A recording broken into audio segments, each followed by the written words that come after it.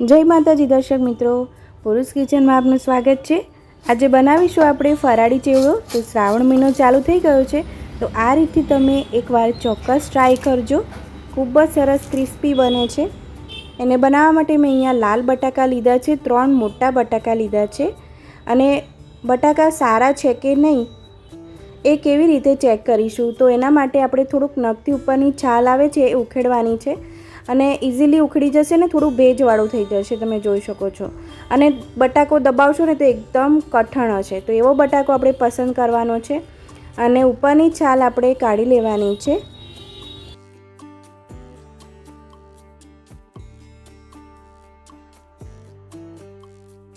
છાલ કાઢીને પછી આપણે પાણીવાળા વાડકામાં મૂકી દઈશું। આ બટાકામાં સ્ટાર્ચનું પ્રમાણ ઓછું હોય છે, એટલે એની વેફર હોય કે પછી ચેવડો ખૂબ જ સરસ બનતો હોય છે।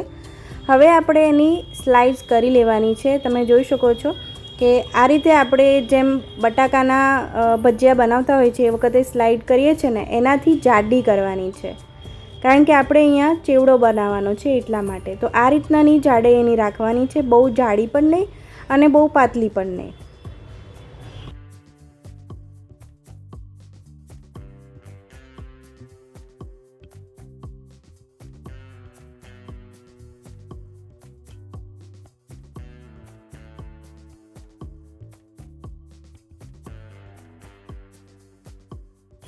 તો હવે આપણે આ રીતે 3-3, 4-4 બટાકાની થપ્પી કરી લેવાની છે।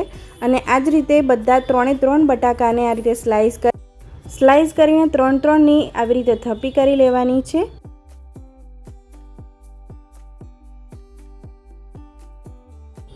હવે જે વેફર પાડવાનું મશીન આવે છે, જે બધાના ઘરે હોય જ છે, તો એ લેવાનું છે। અને જે આપણે થપ્પી બનાવી હતી 3-3, 4-4 સ્લાઇસની, એ આવી રીતે લેવાની છે અને આડી લઈશું, ઊભી નહીં, આડી લઈશું, કારણ કે લાંબી આપણે પાડવાની છે।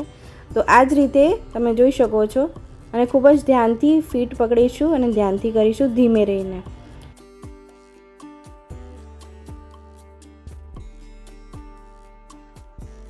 છેલ્લે જ્યારે થોડુંક વધે ને ત્યારે એક એક લઈને આ રીતે પાડી લઈશું, જેથી બધી પાડવા જઈશું ને તો આપણને વાગવાનો ભય રહે છે। તો હવે હું તમને બતાડું કે આપણો જે ચેવડો છે કેવો તૈયાર થયો છે, કેવી સરસ સ્લાઇસ પડી છે, પતલી પતલી। તો આ રીતે આપણે બધા જ બટાકાની સ્લાઇસને આ રીતે છીણી લઈશું। કેટલી સરસ છીણ પડી છે, જોયું ને તમે। આ ટ્રીકથી તમે ચોક્કસ ટ્રાય કરજો, ખૂબ જ સરળ રીત છે। તો આ જ રીતે આપણે બધા બટાકાની છીણ પાડી લેવાની છે। અને આ છીણને આપણે બીજા ચોખ્ખા પાણીવાળા વાડકામાં એડ કરી દઈશું, જેથી એનો બધો જે પણ સ્ટાર્ચ બાકી રહેલો છે એ બધો જ પાણીમાં આવી જાય।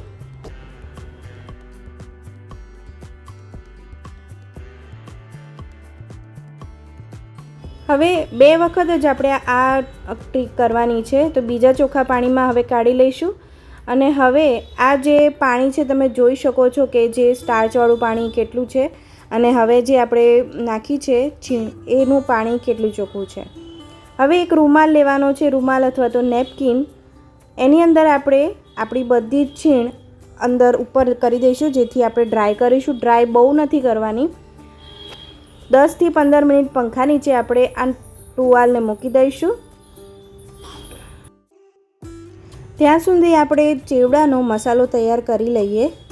એના માટે મેં અહીંયા 1 ચમચી જેટલું કાશ્મીરી લાલ મરચું, અડધી ચમચી સાકરને ખાંડીને લીધી છે, સ્વાદ મુજબ મીઠું એડ કરીશું, 1 ચમચી જેટલો આમચૂર પાવડર, ખટમીઠો ચેવડો લાગશે, અને 5 ચમચી જેટલું થોડુંક સંચળ એડ કરીશું।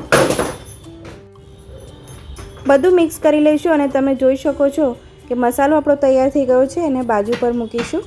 હવે આપણી બધી છીણ તમે જોઈ શકો છો કેટલી સરસ ડ્રાય થઈ ગઈ છે। 10 થી 15 મિનિટ પંખા નીચે મૂકી હતી, એટલે આટલી જ ડ્રાય કરવાની છે। બીજી બાજુ મેં અહીંયા ફાસ્ટ ગેસ ફ્લેમ પર તેલ મૂકી દીધું હતું, તો 1-2 છીણ નાખીને આપણે ચેક કરી લેવાનું છે।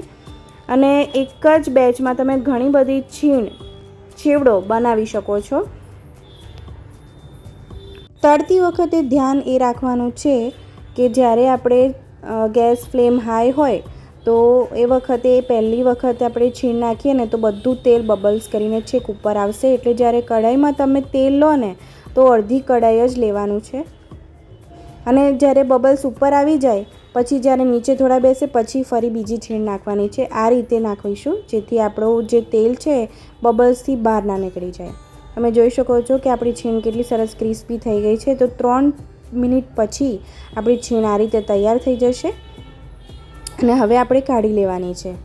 આ જ રીતે આપણે બધી છીણ તૈયાર કરી લઈશું અને જ્યારે ગરમ ગરમ છીણ હોય ત્યારે જ આપણે મસાલો છાંટી લેવાનો છે જેથી જે મસાલો છે એ ચેવડાની અંદર સરસ મિક્સ થઈ જાય અને ચોંટી જાય.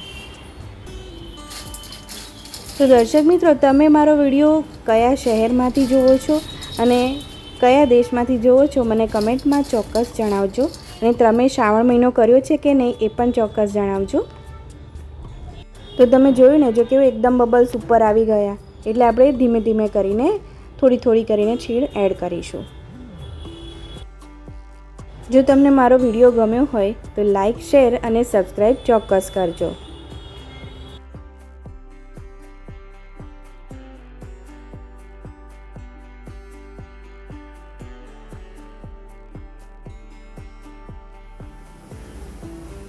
તો 3 બટાકામાંથી ચેવડો આટલો તૈયાર થાય છે. હવે બધો મસાલો અંદર એડ કરીને મિક્સ કરી લઈશું.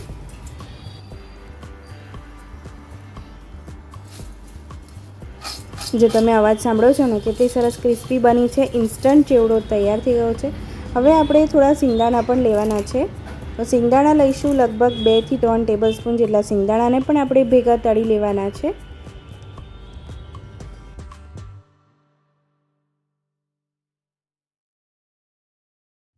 તો તૈયાર છે આપણો ફરાળી લાઈવ ચેવડો. તમે ઘરે ચોક્કસ ટ્રાય કરજો. આવજો.